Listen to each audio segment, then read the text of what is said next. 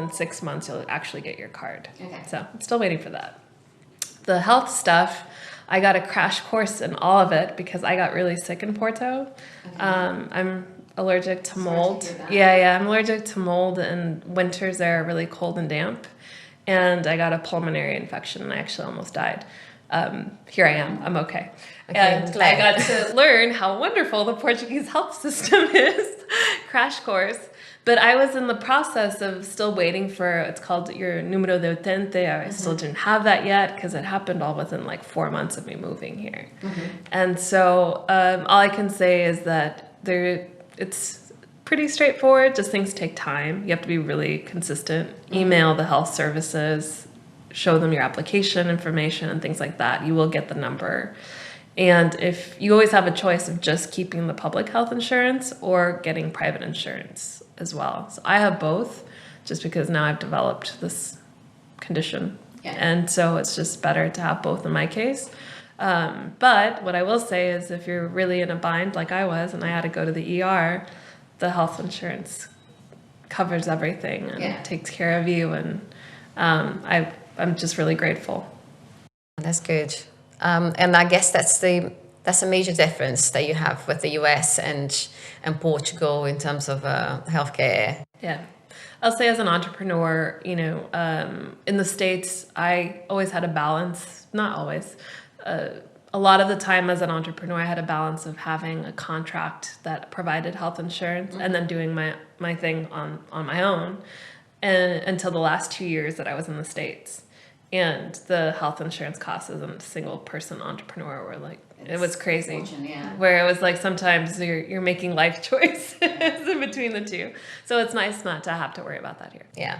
So Georgina, you mentioned about your experience with healthcare here, and which in comparison, if it's not better, it's definitely more cost-effective here with the experience that you have with healthcare in the USA. So can you tell me, is there anything about the USA that you miss here in Portugal? Sure. I mean, I think now I've been splitting my time for like 5 years. It's crazy. It's flown. Yeah. So I'm fortunate that I've built a lifestyle where I get to go back frequently for my work every day when I'm on calls and Zooms. There's usually a lot of people from the American community. My clients are global, but I have a lot of clients in the US. So I always feel that connection. So I think maybe that's why I don't have a lot of things, that I miss. Sometimes I miss specific foods that I can't get here. Sometimes the bureaucracy is a lot and it tests my patience. And the driver's license, an example, when I moved to Colorado, I had my driver's license in 5 days. And here, maybe I'll have it in 6 months. Yeah. And so it's just things like that. And the other is just sometimes I really want to express myself in a more authentic or intellectual way. And because my Portuguese is still not great. I have a tutor now, but sometimes I'm speaking to local people and I really want to share so much more and I can't. So I miss that about being home, that I can express myself very well. Yeah. But on the topic of language, how do you find Portuguese a very difficult language to learn? How was it? Yeah, I speak fluent Spanish, so that's helped me a lot. So I understand a lot more than I can say.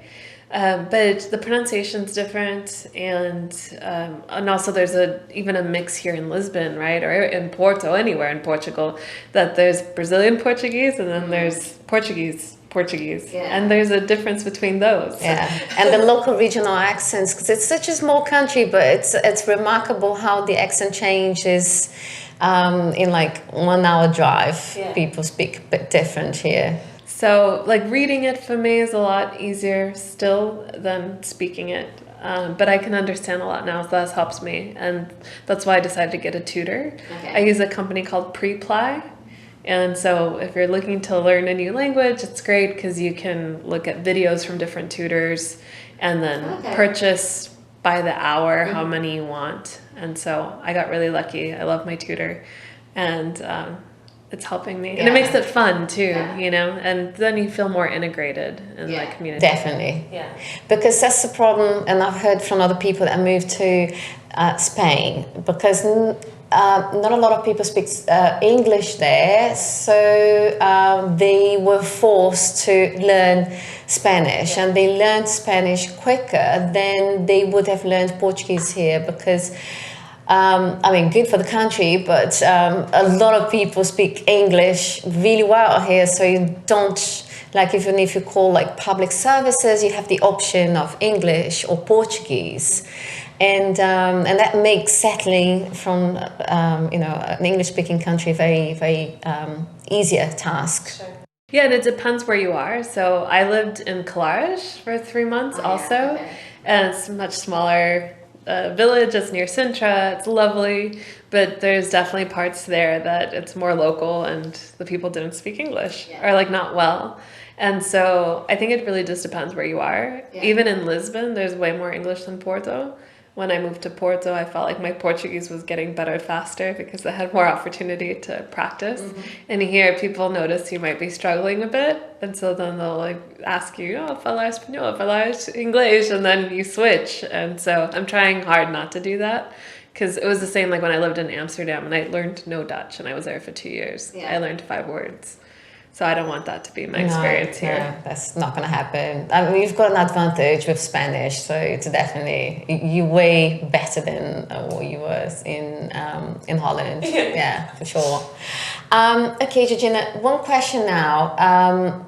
So how do you find doing business here?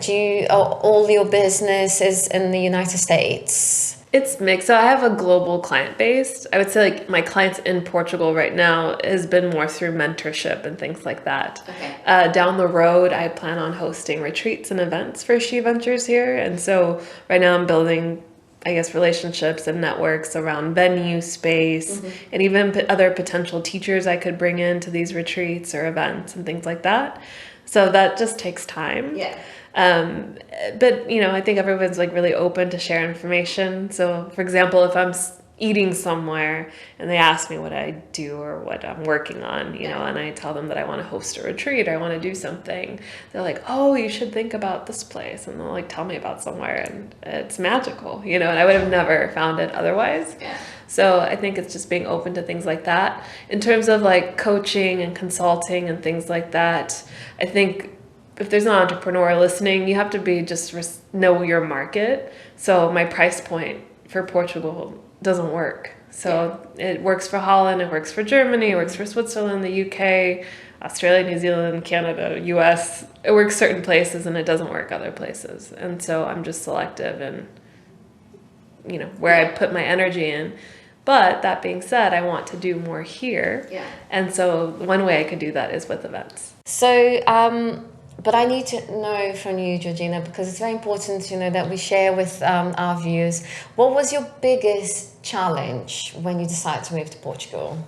Yeah, I think there's been different challenges along the way. The first one was just the paperwork and figuring out how to get the visa sorted, because in my case, I decided to do this process from here. So that was a big challenge. The other is just, again, knowing your market and realizing that in order for me to be here, I need to be able to sustain myself by having business coming in from other parts. And then finding a way to be a part of this community and bringing money back to the country by maybe bringing people here, And so you just have to be realistic, because I see sometimes on these expat groups that people are like, where can I find a job? And they don't speak Portuguese. And it's like, well, let's be realistic about where you're moving and what you're doing and what your expectations are again. So I think it was a challenge in a way of just, reassessing how is this going to really work. But I would say maybe just the bureaucracy has been, and my health, because who knew that I was going to be in Porto. I did not know anything about Porto really before I moved there. I didn't know they had cold, damp winters. Yeah. And I had no idea that my lungs would react to the mold in the area the way they did. Wow. And that I would end up with this pulmonary infection that I'm literally still dealing with like 15 months later. So, wow. But I'm glad it's all good now. And I'm better. I'm still under treatment Yeah. though, and so that's again, if you have the time, go spend time in these places to like understand where you want to be. Afterwards, I went to Clarish. I tried it out for 3 months. I rented out 2 different Airbnbs. And then the local people found out about my lung condition. And they're like, okay, well, in the winter, this is going to be terrible for you. Yeah. They're like, we love you, but this is going to be terrible for you in the winter. For summer and spring, it's fine. And so that's how eventually I kept going south and ended up in Lisbon. Ended up in Lisbon, okay. Great. And you just finalize, because now we have to go. Do you have a tip to share with, you talked a lot about, doing research and being open to an adventure and so on.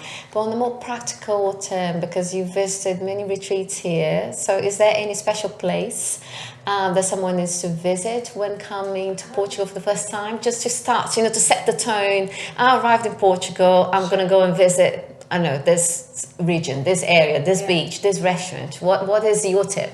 Yeah, well, I think people will probably fly to Lisbon or Porto. And if you plan to go there for those cities, just make sure you get out of the city. So, for example, if you go to Porto, definitely go up to the Douro Valley. It's a UNESCO heritage site. You could take a cruise, you could take the train, you can rent a car. There's so many different ways to go up there. But like at a minimum, do that. There's also the only national park in Portugal is north of Porto, like about an hour and a half, 2 hours, Jerez. I'm always going to pronounce it wrong. But that's a gorgeous place that most people miss. And if you land in Lisbon, then definitely get out of the city, go to Sintra, go to Cascais, go to Costa Caparica. One of my favorites is Comporta. I just went a couple weeks ago. And then again, a lot of people go down to the Algarve. Yeah. But if you're just staying in these cities, these are all places that you can get to.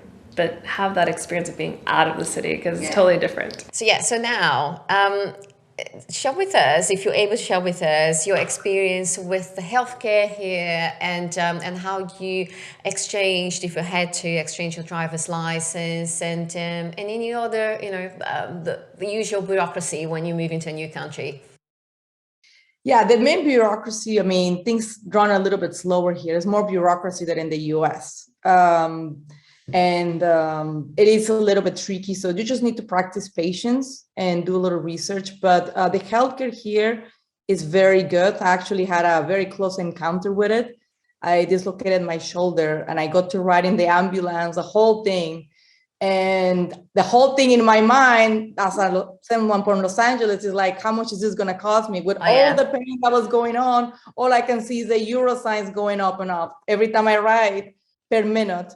And the hospital was great, the service. And even though I obviously didn't speak the language, people were very accommodating. And to my surprise, after I got the bill, I was pleasantly surprised. It was literally like a third, like a fraction of what would have been in the US. Yeah. So this is a major thing to consider when moving to Portugal because healthcare is a big deal. And the US is very expensive, it's very good, but also you need to pay for the healthcare. Here, the healthcare is free. And if you get another, like a premium healthcare, like a private, let's just put it in perspective. I paid about like 90 euros a month and I can go anywhere and it's private and it's very, very good. Which is very important for me, and I love it so much that now I'm trying to move my mom here. I think this is one of the big perks. So that's very good. As far as going through the healthcare system, you need to get, not like the US that you just need a social security number. Here you need a social security number called a NIF, but you also need a NIS, which is something that is kind of like a social care, like a Medicare kind of number that is linked to your NIF, that basically they ask you when you get insurance. And all that is very, just need to do your research, practice patience, and then they will give you the steps. Everybody's very nice. And it will take about 6 months to get the whole thing. But if you get the Social Security, which is the NIF, then you get the NIS, then I will say just get a private healthcare that is very good. Then you're fine. Driver's license, I don't have one just yet, so I don't have a car. That's another beautiful perk. Coming from Los Angeles, that you're living in your car, I would say half of your life with traffic. Porto, you really don't need a car. Uber is relatively inexpensive, and you can get around very easily. If you go from Porto to Lisbon, it's about 3-hour comfortable ride. So it's very, very good. So I really don't use a car. Maybe in the future I might get one, but for now I don't see a need. If I really need to get around town and do a bunch of things, I just rent a car. But as of now, I'm not, I have the international license that I got from the US, and that basically can take me everywhere. I can rent a car here. I can drive here if I choose to drive, which I rented cars. So I haven't used it. I've been living here for about 2 years and I don't have a driver's license.